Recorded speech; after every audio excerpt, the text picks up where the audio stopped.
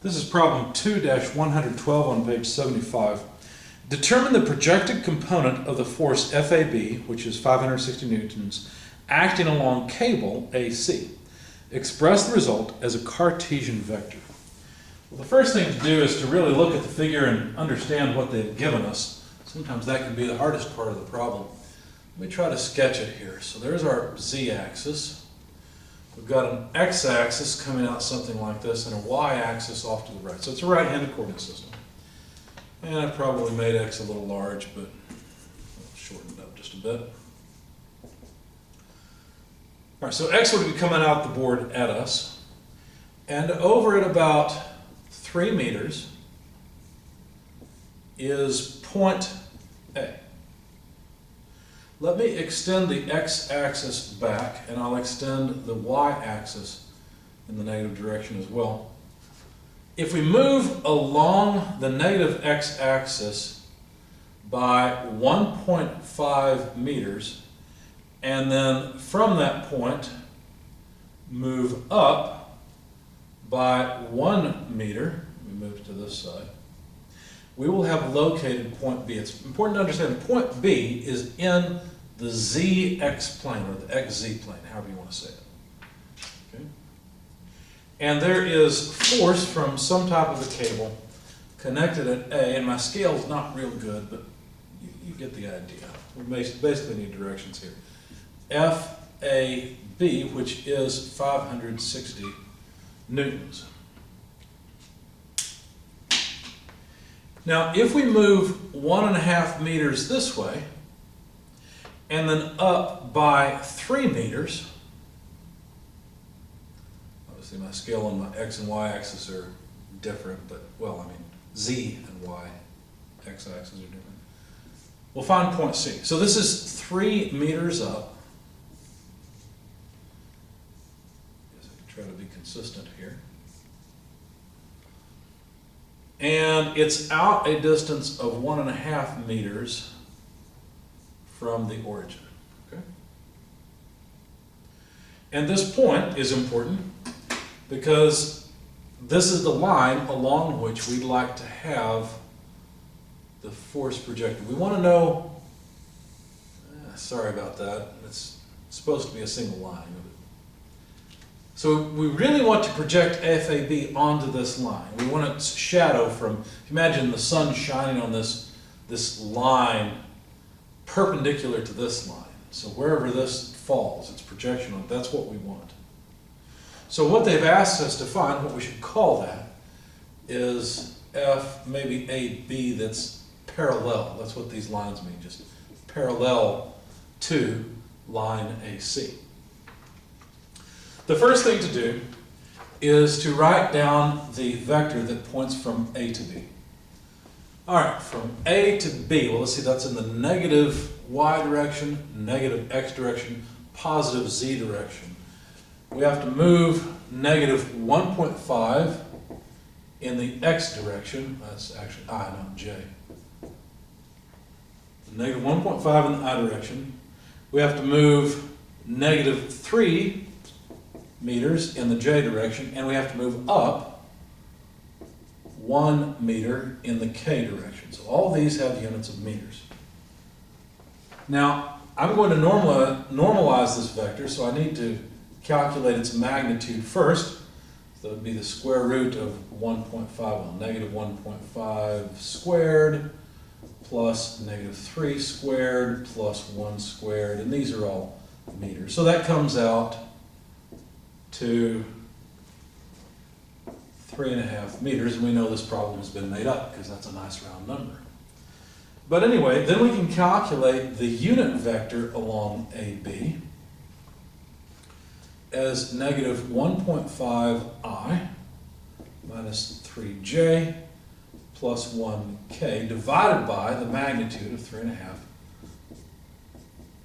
I just wrote those meters to show that they would both cancel off. So the unit vector, when you plug all the numbers in your calculator, is about negative 0.4286I minus 0.8571J plus 0.2857K. And since I've divided meters by meters, there's no dimension here. So now I can finally write the force from A to B in vector form. Why would I want that? Well, if I want to find the parallel component of AB on this line, what I need to do is take the dot product between this line and this line, essentially. Okay? So the dot product is going to be our secret weapon, but to take the dot product, you need vectors first. So I've got to write down those vectors. So let's see, FAB then, as a vector, would be the magnitude of FAB, which is 560 newtons, multiplied by, let me save some time, UAB. Okay? So basically I need to multiply 560 times this term, 560 times this term, and 560 times this term. When you do that, you will find that vector FAB is negative 240I minus 480J plus 160K, and these are all, of course, newtons. Okay. So there's the force vector written as, well, the force written as a vector. And that was the whole point of that unit vector and the vector from A to B. We also need a vector from A to C. So let's do that next. RAC, we should be able to simply write it down because we've got coordinates.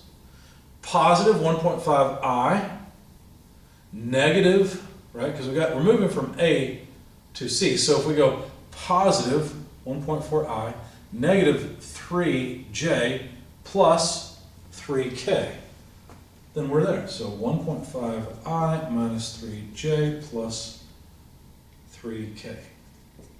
And these are all meters. Now, taking the magnitude of RAC, I need root 1.5 squared plus negative 3 squared plus 3 squared, square root in meters, and we find that magnitude RAC is 4.5 meters. Again, a made-up vector, made-up problem, but keeps the numbers nice and round. So the unit vector from A to C would be vector RAC over its magnitude. So we just need to divide the 1.5 by 4.5, 3 by 4.5, and 3 by 4.5 again. And when you do that, you'll find that it's 1/3 I minus 2/3 J plus 2/3 K.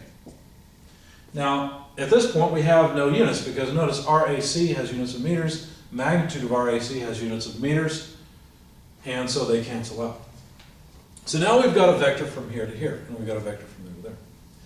So to get the parallel component of AB, all we have to do is take the dot product of FAB with the unit vector from A to C.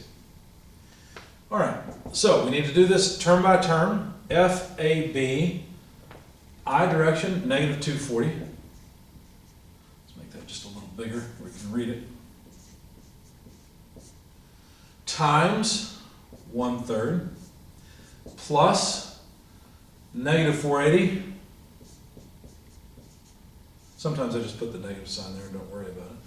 Times a negative 2/3, that's the J component of the unit vector, plus 160 multiplied by 2/3. And you look at this, you might wonder what the units are. Well, the 1/3, 2/3 have no unit, so we're simply left with the units that came from FAB, which are newtons. Now remember, this is a scalar, this is no longer a vector, this is a magnitude. So if you plug all this in your calculator, you get 346.6 repeating newtons. Now, if we want to find FAB parallel along the line as a vector, then we have to multiply the magnitude of FAB with UAC. And I wrote it this way to indicate sometimes it's hard to tell whether this is simply multiplication or a dot product. This is multiplication, where we take this and multiply all the terms. This is a dot product. So you've got to look, if it's two vectors going in, it's a dot product. If it's a scalar and a vector, then it's just multiplication by each of the pieces of the vector, or each of the terms.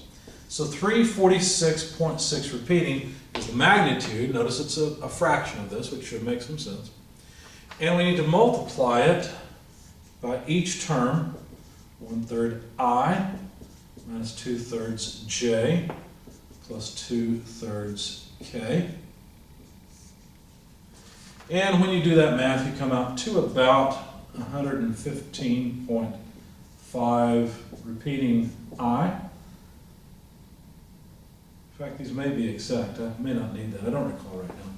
I think they're exact. But anyway, so minus 231.1 repeating J plus 231.1 repeating K.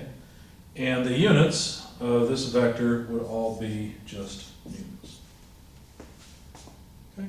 So this is, if we were to just drop a perpendicular line from B to line AC, so that it's perpendicular to line AC, we would have then, well, we could see, well, exactly what we just drew, right? There it is. There's the vector. Let's see if it makes sense. It should have the same positive, negative components as the vector from A to C. So it should be positive, negative, positive. Sure enough, positive, negative, positive.